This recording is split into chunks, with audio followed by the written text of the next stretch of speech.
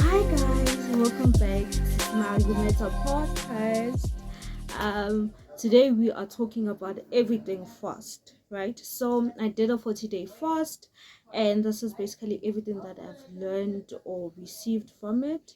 And this is a channel basically for baby Christians, anyone who wants to know about God, anyone who's like, you know what, I've been a Christian, but I want to do it right this time and I don't know how to do it. Okay, so this is literally 2025 is literally my third year doing this intentionally. Like this, I mean, being an intentional Christian, because a lot of times we get stuck on the aesthetic part of being a Christian. So this is when we are locked in with God, right? So I did a 40-day fast. This was not like a church, let's do a fast, or stuff like that. It was a personal thing. It's like, you know what, God, I want to fast 40 days and I'm asking for obedience. It wasn't a matter of like I'm wanting a what, like I see your come sihle ukena asibaya modima ntweni modima. So yeah, man. So basically, everyone who's here, or this channel basically is about, growing in faith, just being practical and living it. So yeah, man. Feel free, send it to a friend, be comfortable, yeah. So the reason why I even started the fast is that last year, the first time I fasted for 40 days, I was like, God, I'm praying for healing and I'm praying that you show me my purpose. And he really did. And 2024 was just like amazing and everything like that. And 2025, God was like, girl, you know a lot about me to be living the way you're living. It's like I know about Christ, I know what I need to do, but I was, living a double life in a sense. So I was like, God, give me a heart that is obedient, because for the longest of time I've been living for myself. So it's kind of hard to like, you know, fully separate. And I realized that a part of me was also attached to my old life. So I was like, okay, cool, I'm gonna pray for obedience for 40 days. So my practicality, like the practicality of the fast is, I used to fast from 12 midnight to 12. So it's like, is it a half a day? Yeah. And no water, no nothing, just like dry fast. There's different types of fast. Others fast meat, others fast um food or eat once a day, others eat only fruits. Like just different types of fast, or like not eating at all for 3 days. I think that's called the Esther fast. So do what works for you. God will guide you. So I was like, okay, not drinking and anything. And to some point during the fast, I started drinking water, not because like not a lot of water, and not in the sense of like I was hungry or something. I started the walk 1,000 steps a day, and which eventually turned into me having a 5 a.m.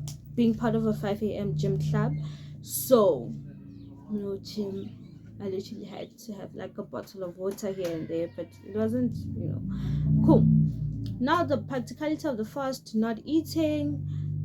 What I would do is wake up in the morning, pray, like thank you Lord for the day and whatever, and then go and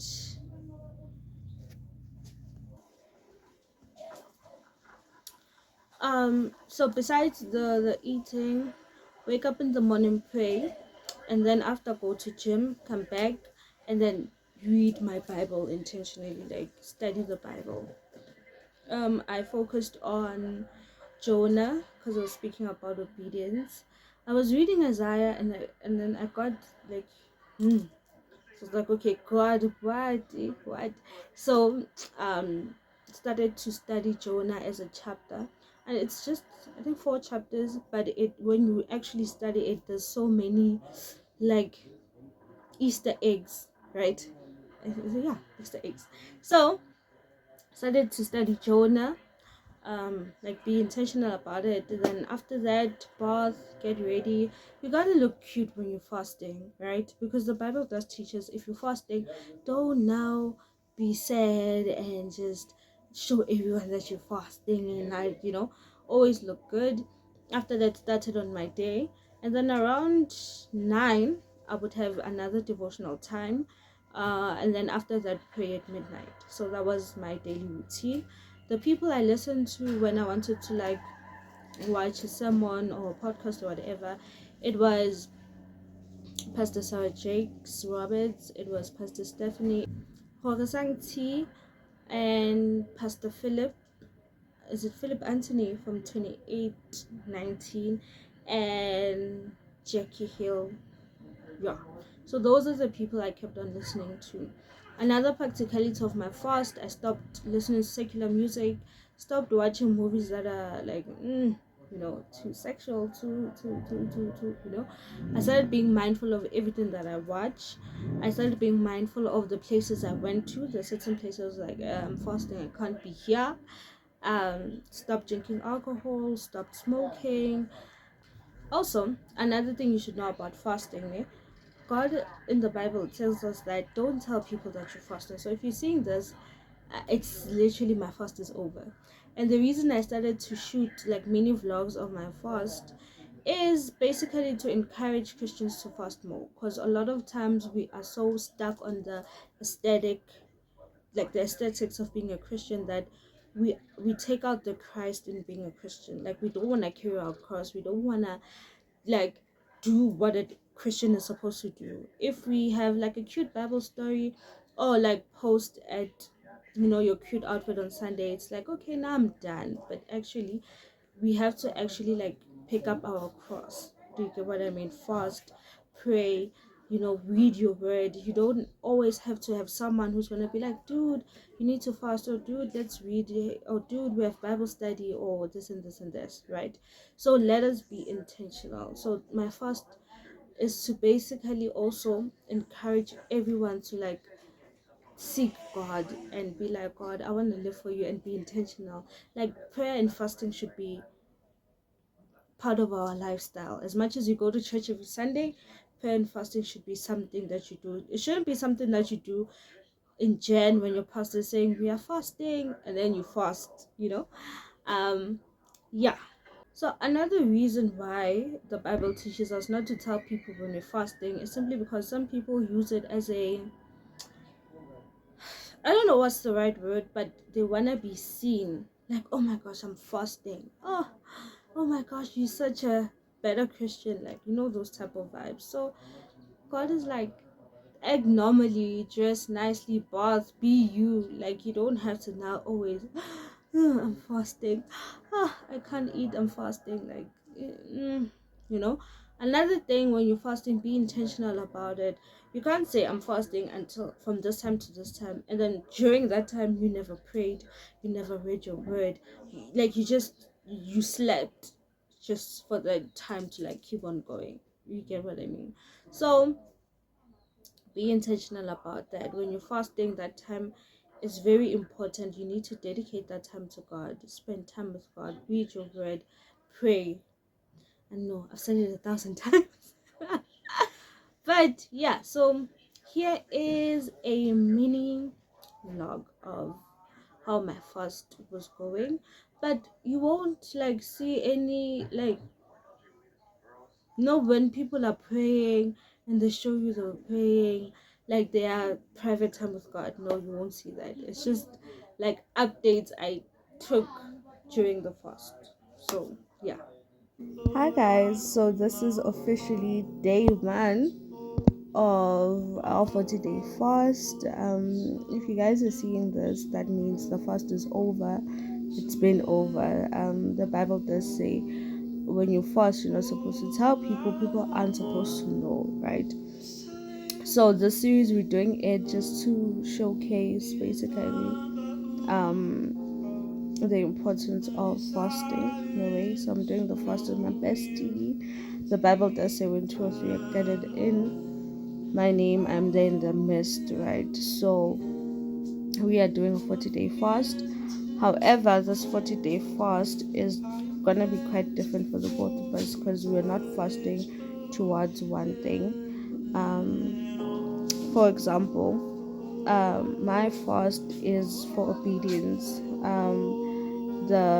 I've realized that since I took my relationship serious with God, there are a lot of things that are falling into place, but because I lack obedience, I now end up experiencing my blessings without the presence of God.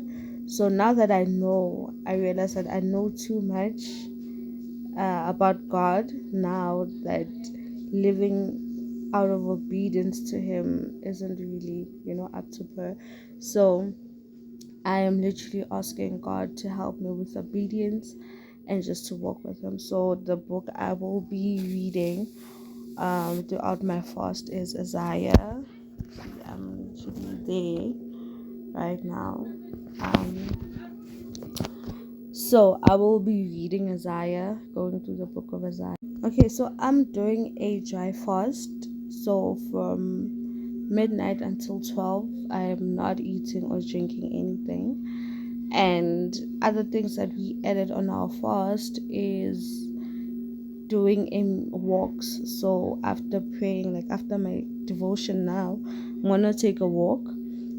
So the minimum is 6,000 to 10,000 steps, because at the end of the day, we do believe that our bodies are the temple of the Holy Spirit. So it's not only about the things that we think or do, it's also about treating our body, being healthy as well, being mindful of the things that we intake physically as well, so we are going to be healthy during this fast. So we are doing a minimum of 6 to 10,000 steps a day, and during these walks, you basically pray, talk to God, just be devoured by the presence of God. um, so that is how we're gonna tackle the fast and basically like grow um in God, and basically so we'll be doing updates maybe like every 5 days or so. So yeah, that's the vibe. So yeah, man, let me get you ready. Hi guys, good morning. I just woke up. I'm about to do my daily devotion. You see, so this is day 5 of the fast. So a quick update. I realized that during the fast, like since we started, I got sick and my bestie got sick as well, like physically sick. And then I had to do research on it to figure out. And I realized it's something called spiritual warfare, where you know the devil is just mad that you like doing things right. We are sick. Um, I started with like migraines, like super bad migraines. And then she has like flu-like symptoms, I think, and our bodies are just exhausted, you know. So we keep on pushing. Something I noticed as well is that my dreams had gone, like every day when I wake up, I couldn't remember my dreams, which is crazy because I always would do. Morning, um, good day. So I prayed last night to like God, let me remember my dreams, can you like what's happening? And when I tell you the dream I had was me being kidnapped, almost kidnapped, yeah. And I had to fight off the guys and stuff. It was just like a lot of fighting happening. So I think it confirmed the spiritual warfare thing. Yeah. So day 5, spiritual warfare is real. Um, what something else? Oh, I realized one, my skin is clearing up. Like, look at my skin. I know it's a filter, but like, my skin is clearing up. Another thing, a tip I would say, yeah, like try to read your Bible and pray like around the times that you usually eat. I promise you, after you do that, you don't even eat as much. You just eat a little bit. Like, I don't know. It's like the word is just filling you up physically. Um, so I think that's the vibe. And I realized something, that I'm just way calmer. Like I'm not so mad. I don't get mad so easily. I stopped listening to secular music as well. Now I'm just working on getting a book so that I stop scrolling mindlessly on TikTok. So that's where I am, just to make time to fill my time with productive activities. So yeah. Hi guys, so this is day 14 of our 40-day fast, and a quick update on what's been happening. Also, you guys, like I said, if I'm posting this, that means the fast is over, so don't worry. So the last video I was saying, hold on, I've been sick, like having weird massive headaches, especially during our fasting time, because we fast from 12 to 12, and even like during prayer time, like weird headaches where I can't do anything, even bending over to pick up something is just weird. So took about 3-4 days praying about it, like, God, what is happening? And I'm fine now, no more weird headaches. um Even my friend is also okay, because she would like physically sick as well, and I guess God delivered us from that. Okay, so since this fast is about obedience, there is gender fast. While I was praying or something, an image of someone I used to date kept on popping up. So now, being the spiritual person that I am now, I'm thinking, yo, because I was learning about soul ties. I'm like, God, this is a soul tie. What's happening? I prayed about soul ties. What is happening? And God literally revealed to me why I am, as much as I'm over the person, I'm drawn to him, and I didn't understand why. So I'm like, God, you said I should let go of this guy, right? And I did. But now, why do I still drawn to him? So please take it away from me. You know what.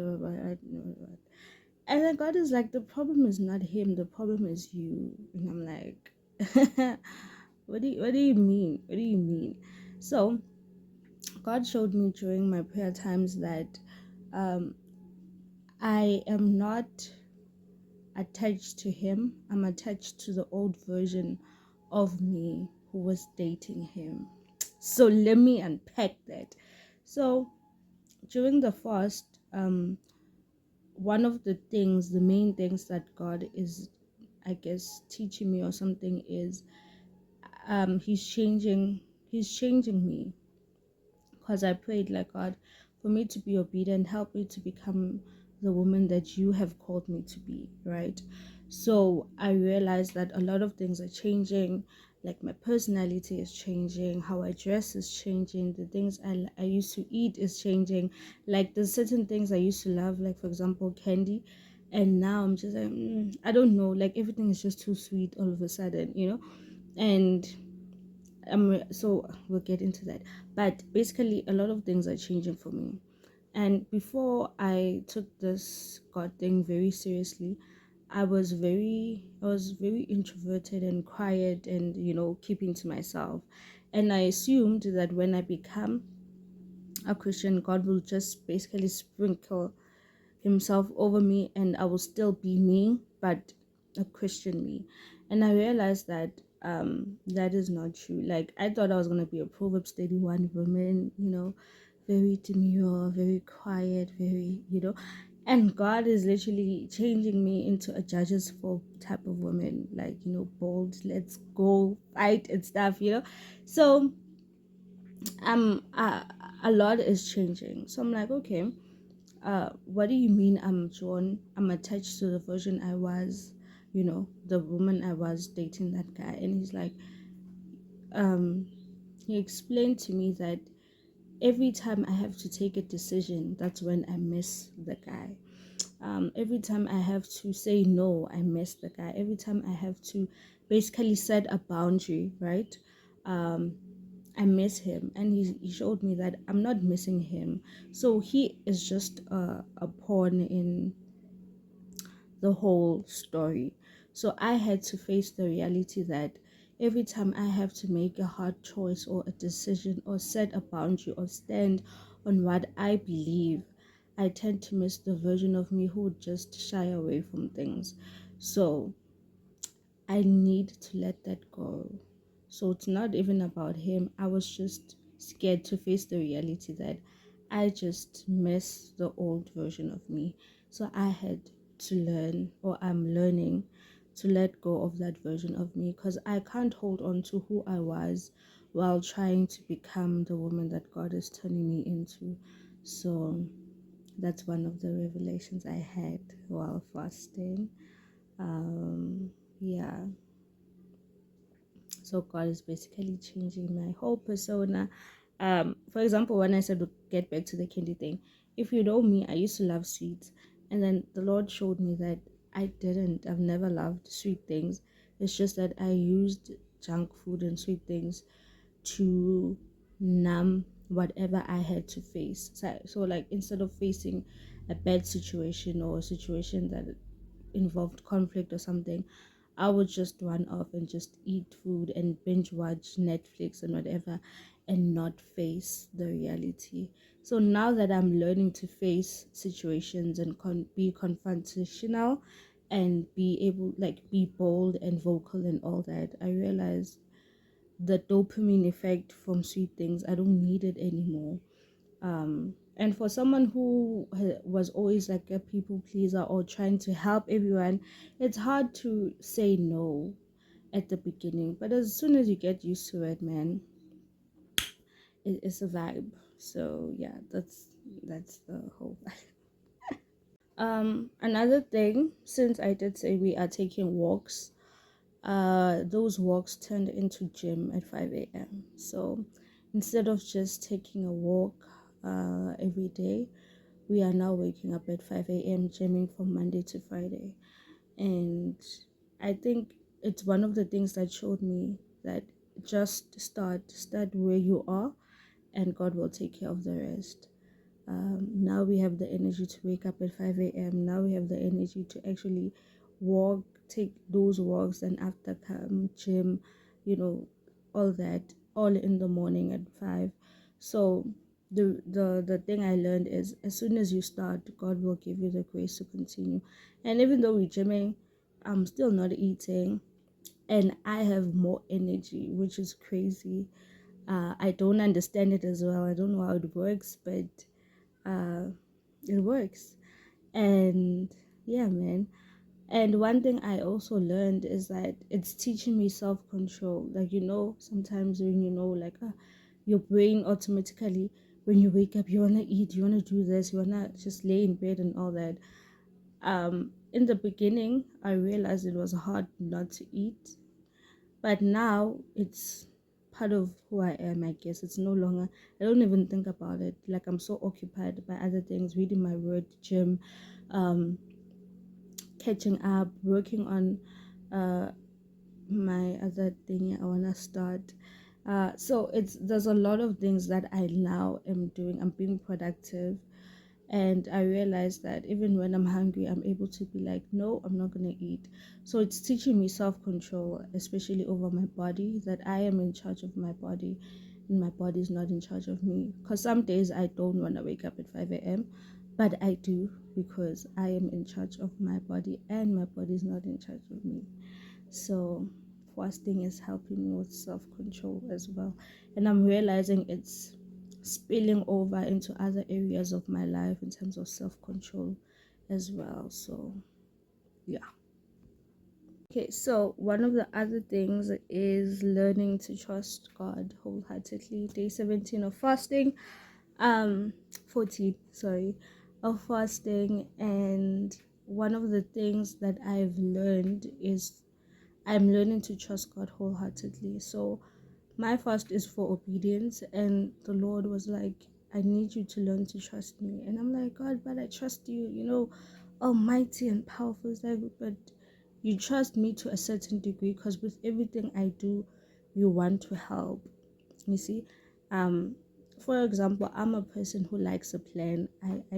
I want a plan. Like, what is the plan? Like, what is the plan if we're doing something? So with God, I'm realizing that I need to trust Him day by day.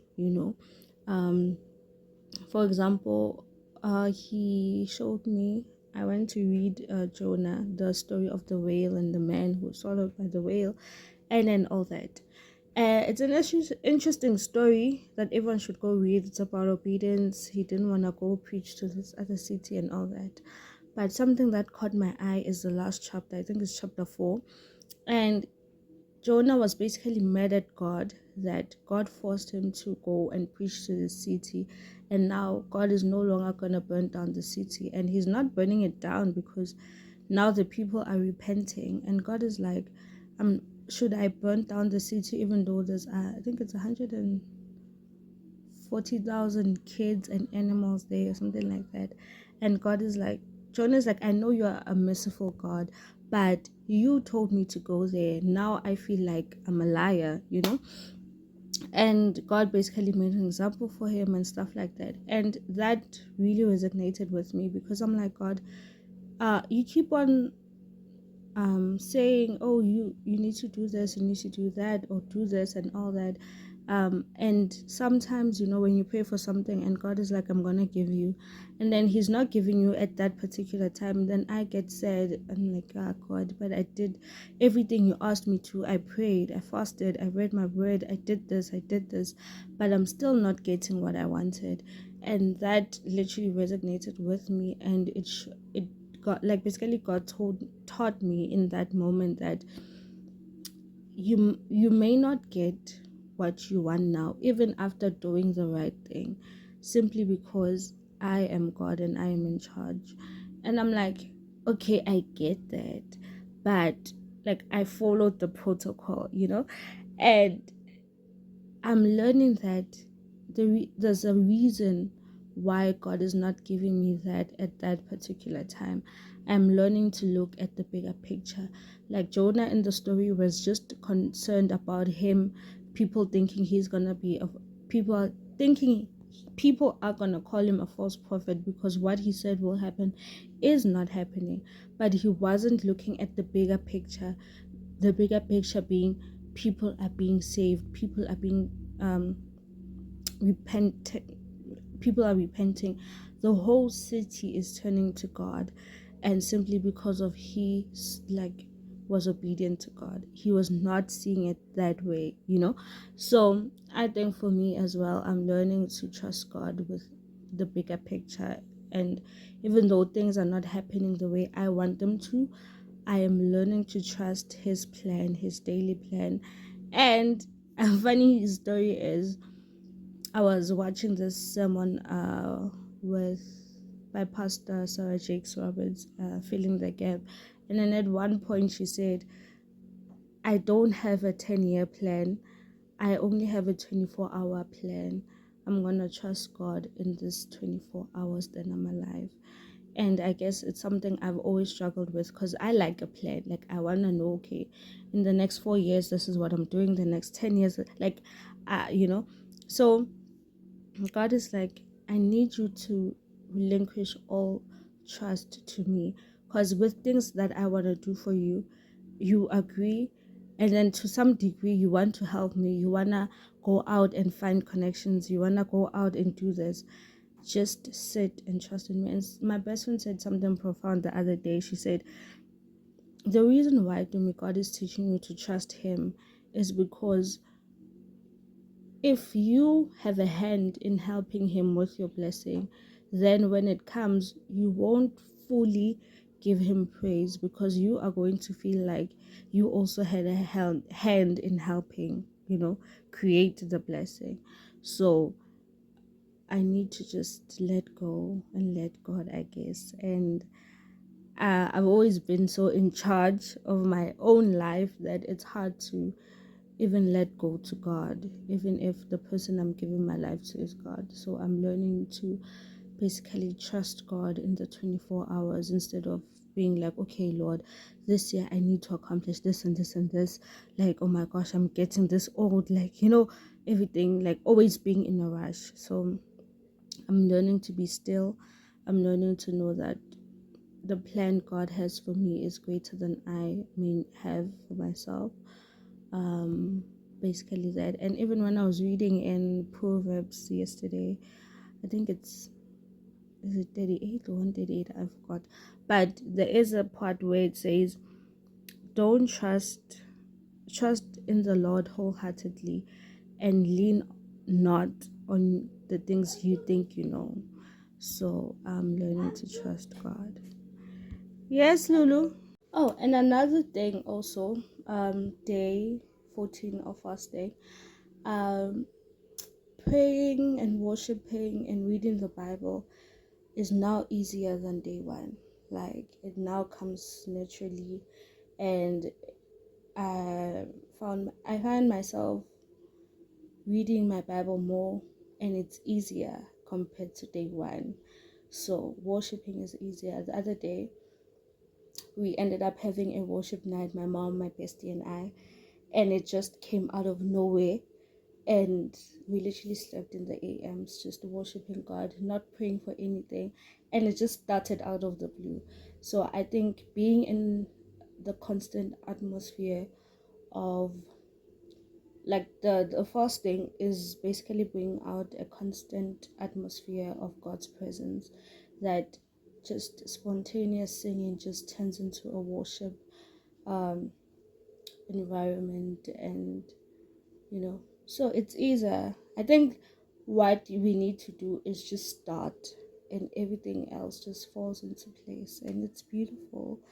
And yeah, another thing I'm realizing is God is basically teaching me how to speak and to be slow to anger, because I'm very quick to be like, hey, and then so I'm learning to and then I realized that when I keep quiet, I say it in my head, and God is like, even saying it in your head is wrong, because I would cuss someone out and stuff. So God's like, no, we don't do that now. We don't do. So I realized that I'm growing in self-control, and how I speak, how I articulate myself, and how I handle my own emotions. So yeah, man.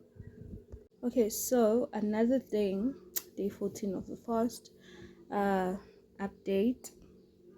I realized that God is helping me decenter men in my life. So what happened was, I was just sitting down thinking about my future, you know, and stuff like that. I'm like, so I was making an example of, like, in my head, I'm like, I want to be those, oh, my husband this, my husband that, my husband this, oh, my husband bought it, oh, my husband paid for it, oh, my husband, stuff like that. So God is like, while I'm meditating on that, he's like, you do know I can get you all of those things without a husband, right? Like, I can get you that. Your dream house, your dream car, your dream career, everything. I can get you that without a husband. And I'm like, what do you mean? And then I realized that for so long, especially when you are now a Christian, you are told, hey, you know, you need a husband, you must get married, you must start dating, you must start, like, all of those things, and forgetting that God is ultimately the provider. And God is like, remove that whole men, yes, are providers, but he's a provider because God allows him to provide, and God blesses him to provide. So ultimately, even without God, even without a husband, the life that you truly desire, you can get it, because God is the ultimate provider. So God is like, move all of that out, allow me to be your sole provider, and see your life with me being the one providing for you, because it is possible. And I'm like, now I'm realizing that God is literally decentering man out of my life. And I'm realizing also with that I'm not longer attracted to the type of men I used to before. if you were good looking, taller than me, well, most people are taller than me because I'm very short. So good looking, taller than me, um, good body, you're my type. Like, So now I'm like, hey, there's a lot. I look at like, hey, there's a lot, there's a lot, there's a lot, there's a lot. Like things I never even thought of. Like things I look at is how you treat people in your life, especially kids and older people, how you present yourself, how you speak, you know, the things you value. Like now I'm looking at those things and I'm like, ooh, what is happening? So yeah, one of the things this fast is helping me with is God is teaching me how to decenter men. So yeah. Okay, so finally we are done. Day 14.